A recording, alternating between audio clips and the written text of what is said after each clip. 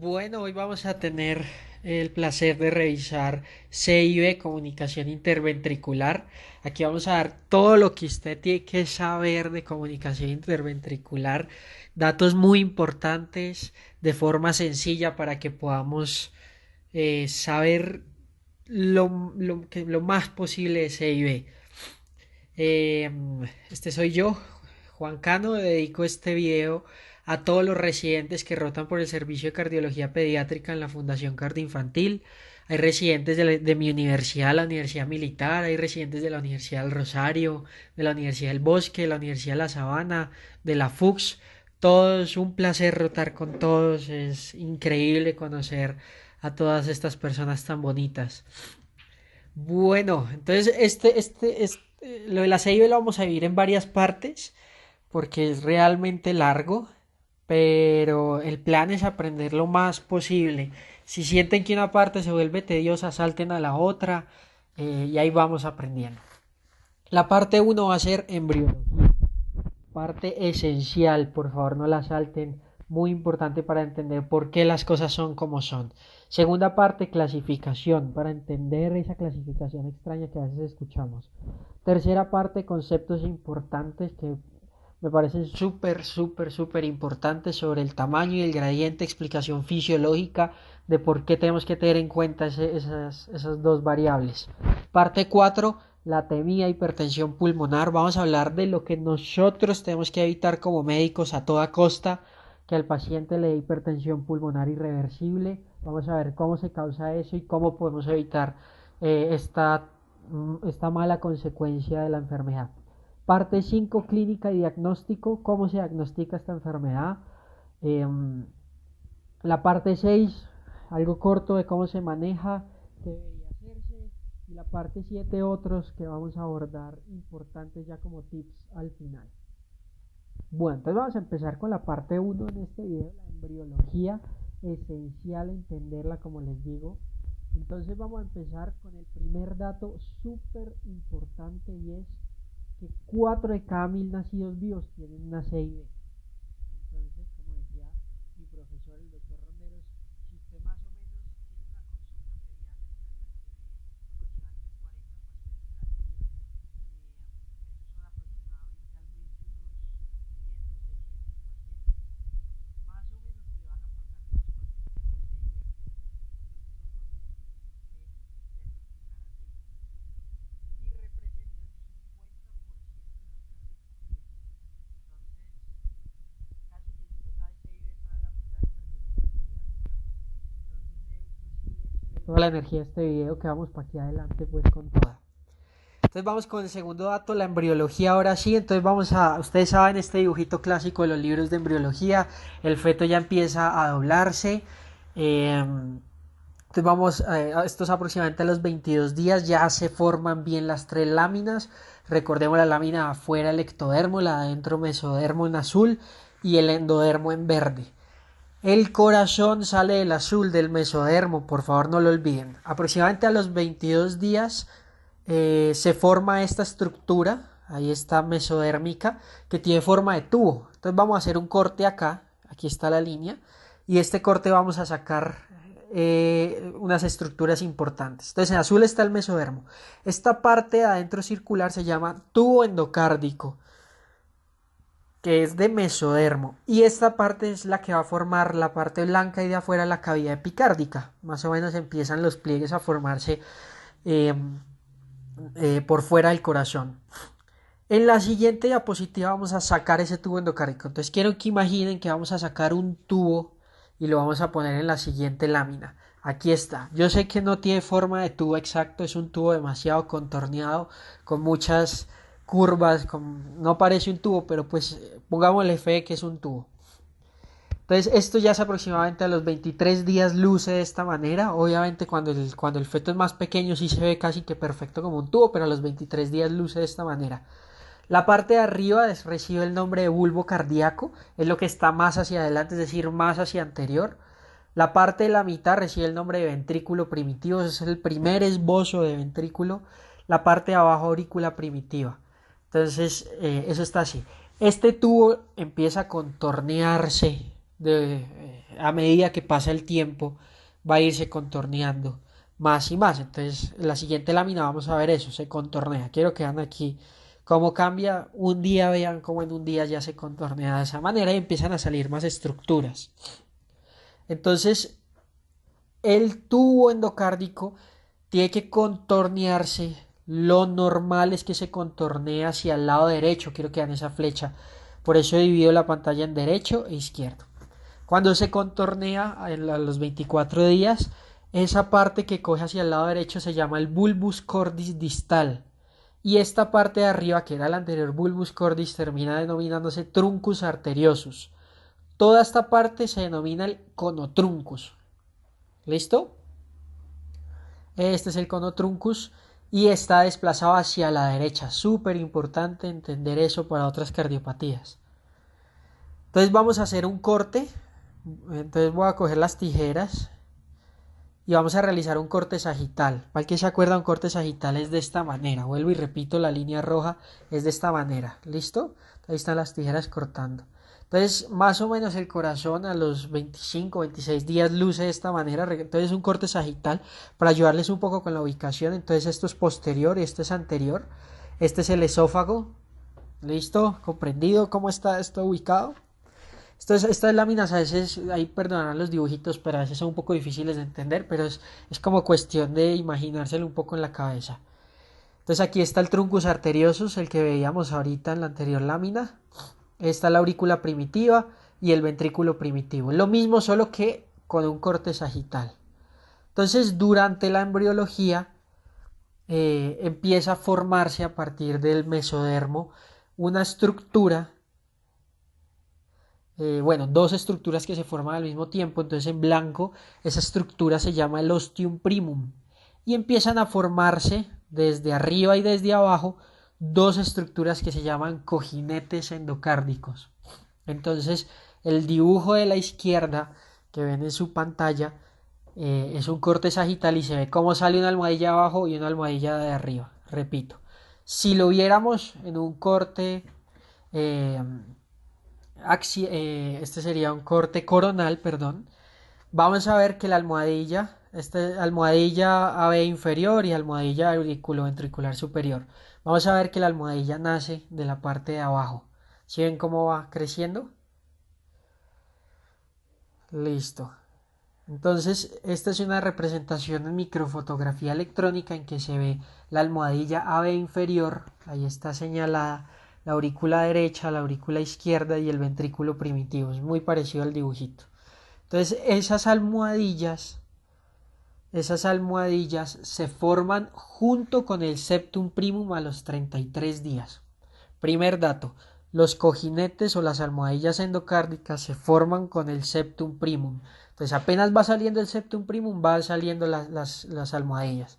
Aquí un dibujo del atlas en donde podemos ver un poco más en 3D cómo sale el septum primum, véanlo ahí, e inmediatamente se está formando las almohadillas. En este caso se muestra la almohadilla AB inferior. Entonces aquí está la almohadilla. Entonces el septum primum termina de formarse y al final deja un agujero que todos sabemos cómo se llama ostium primum. Ahí lo señalo en las dos láminas. El ostium primum es el primer agujero que se forma. Y este septo sigue creciendo, quiero que lo vean, sigue creciendo y se le forman unos agujeritos. Ahí están los agujeritos. Entonces lo muestro en las dos láminas, los agujeros en la parte de arriba, porque crece y como que se agujera en la parte de arriba. Ese recibe el nombre de ostium secundum. Te recuerden, el ostium primum y el ostium secundum están formados ambos por el septum primum. ¿Listo? Entonces ahí está el agujero del ostium secundum y muy importante, a medida que va creciendo, entonces después va creciendo un septo que se llama el septum secundum, ¿listo? Que nace de la cresta pulmonar derecha. Entonces aquí está, hay un gen que se llama el islet1 que es el encargado del crecimiento de ese septum. Entonces aquí se forma el septum secundum y el septum secundum tiene un agujero en el medio que se denomina foramen oval. Esa es la formación de las aurículas, pero ¿esto qué tiene que ver? Entonces ya vimos que los cojinetes endocárdicos se forman junto con el septum primum y es muy importante que el septum primum se pegue adecuadamente a esas almohadillas. Entonces aquí está una representación de las aurículas en microfotografía. Esta foto es un poco difícil de entender, pero párenle bolas. Entonces aquí está el septum primum, aquí se los dibujo. Aquí está el septum secundum con el agujero en el centro, que es el foramen oval, y arriba está el ostium secundum. Entonces aquí está cómo la sangre fluye en la vía fetal. Fluye de la aurícula derecha a la aurícula izquierda a través del foramen oval y pasa por el ostium primum. Listo. Entonces, si se han venido dando cuenta, a medida que fue creciendo ese septo secundum, fue creciendo un septo ahí debajo, entonces lo señalo aquí debajo, fue creciendo un septum interventricular, es decir, los ventrículos empezaron a dividirse y dejaron el primer agujero que se llama el foramen interventricular primario. ¿Listo? Entonces aquí está cómo los ventrículos fueron formando el septo. Este septo recibe el nombre de septo muscular o trabecular. ¿Cómo se forma? Se forma por el balonamiento de los componentes apicales del ventrículo derecho y el ventrículo izquierdo. Entonces, sencillo, los ventrículos se balonan y forman en la mitad una pared que los divide entre derecho e izquierdo. Listo. Entonces vamos a verlo aquí en las láminas, que es mucho más fácil en la del Atlas. Entonces teníamos que cuando se forma la almohadilla, el cojinete inferior auriculoventricular, se está formando el septum primum. Véanlo ahí en la parte de arriba. Este es el septum primum. Y solo hay un ventrículo primitivo. A medida que va pasando el tiempo, estos ventrículos empiezan a crecer. Entonces quiero que vean lo que era la almohadilla AB inferior se convierte en lo que llamamos el septo auriculoventricular. Es un septo que está entre las aurículas y los ventrículos. Ahí está, septo auriculoventricular. Entonces el cojinete endocárdico inferior y el cojinete endocárdico superior se convierten en el septo auriculoventricular. Muy bien. Los ventrículos se balonan, acuérdense ese concepto de balonamiento, y se empiezan a plegar y empiezan a formar una pared entre ellos dos. ¿Listo? Y ahí queda un huequito. Ahí ese es el huequito que tienen que sellar. Ese huequito ya dijimos que se llama foramen interventricular primario. Entonces aquí están los ventrículos. Este septo es el septo muscular. ¿Listo? Entonces vamos a hacer aquí un énfasis, un alto en el camino. Quiero que veamos otra vez esta lámina. Esta parte, aquí en la flecha roja, esa parte se llama la entrada al ventrículo. Es donde la aurícula derecha entra, la sangre entra hacia el ventrículo derecho. Eso se llama la entrada. Entonces, vamos a agrandar aquí la lámina y vamos a con mucha fe a señalar esta parte del septo auriculoventricular. Si ustedes ven esa parte, se encuentra exactamente ¿dónde? Se encuentra en la entrada del ventrículo. Entonces, tenemos un septo que se llama septo de entrada y como está en la parte posterior también se le puede decir septo posterior. En inglés le dicen inlet, que significa entrada. Entonces, el septo de entrada está formado por los cojinetes endocárdicos, como se pueden dar cuenta aquí en la lámina. Entonces, hasta ahora vamos a hacer un resumen. Tenemos el septo de entrada, que acabamos de ver, lo que se forma por los cojinetes endocárdicos inferior y superior. Y el septo muscular, que se forma por el balloning o el balonamiento apical de los ventrículos. Recuerden que ellos crecen y forman la pared de abajo. Entonces vamos dos septos. ¿Listo? Entonces ahí vamos viendo cómo se va formando el septo interventricular. Entonces vamos a imaginar que este tubo, recuerden que seguimos en el concepto de tubo, es más o menos como una serpiente. Este dibujo me gusta mucho. Imagínense que aquí es posterior y aquí es anterior. Entonces ya vimos esta parte. Aquí en amarillo les señalo que es el septo de entrada, entonces porque es la entrada del atrio hacia el ventrículo, que es formado por los cojinetes endocárdicos inferior y superior. Ahí está, ahí se ve. Si ven que dentro de esos cojinetes hay unas celulitas en forma de estrella, y es donde están esas células, eso lo forman las células de la cresta neural. ¿Listo? Ahora vamos a irnos un poco más hacia anterior. Entonces, esto es posterior, septo de entrada, pero vamos a hacer un corte justo acá. Quiero que le pongan mucha atención, un corte más anterior. Si ven dónde estoy haciendo el corte, pongan mucha atención.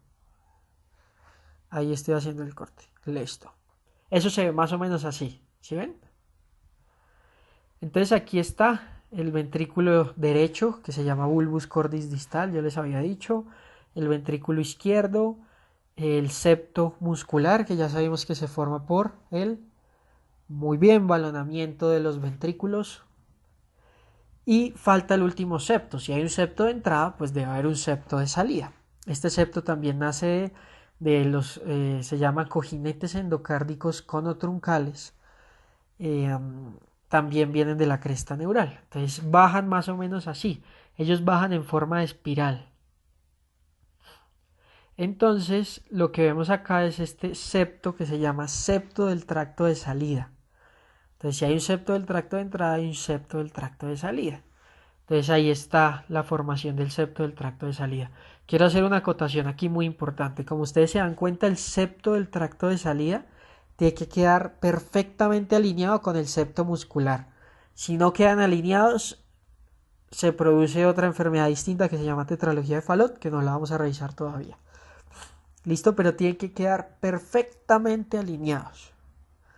Entonces ahí está, alineación del septo del tracto de salida con el septo muscular. Entonces, como se van dando cuenta, la formación del septo interventricular es bien complicada y requiere de muchos pasos. Entonces, como queda dividido, la que sale del ventrículo derecho se llama arteria pulmonar, que queda anterior y a la izquierda, y esta se llama aorta, que queda posterior y a la derecha, en la anatomía normal. Entonces ahí está cómo queda la división de las dos. Entonces vamos a hacer resumen otra vez. Septo de entrada de los cojinetes endocárdicos auriculoventriculares inferior y superior. Septo muscular del balonamiento apical de los ventrículos. Y el septo de salida de los cojinetes conotruncales. Entonces creo que hasta ahí vamos bien, vamos 3 septos. ¿Listo? Todo comprendido hasta ahí, súper. Listo, entonces todos estos septos tienen que unirse en el septo más débil de todos. Listo, porque todos tienen que unirse. Entonces, como usted coge 3 retazos de tela, los une y al final tiene que pegarlos de un solo lugar. Ese lugar especial, entonces vamos a ver la imagen. Ya esta es una imagen ya del corazoncito bien formado. Entonces aquí está el ventrículo derecho. Atrás se ve la aorta en rojo. Entonces vamos a señalar. Este se llamaría el septo si está por la entrada se llama septo de entrada, que sabemos que es posterior. Entonces es el septo posterior. Este de la mitad se llamaría, el que es formado por el balonamiento, se llamaría septo muscular o trabecular, súper. Y este, que es el de salida, se llamaría septo de salida o el anterior, porque está en la parte anterior. Entonces también le pueden decir septo anterior o septo de salida. Como ustedes ven, hay una zona en donde todos confluyen y esa zona se llama, a ver quién lo adivina, muy bien, el septo membranoso. El septo membranoso es ese punto donde confluyen todos los septos y pues por supuesto que es la zona más difícil de formar. Aquí va un truco que les va a servir mucho en CIB. La estructura más difícil de formar es el septo membranoso. ¿Listo? Entonces es donde ustedes esperan que haya más CIBs. ¿Listo? La estructura más difícil de formar es el septo membranoso. La estructura, y lo repito, la estructura. Y listo. Entonces hasta aquí llegamos con la parte de embriología. La siguiente parte incluye la parte de clasificación. Entonces los invito a suscribirse en el botón rojo y sigan viendo este video para seguir aprendiendo sobre la CIB y sus implicaciones.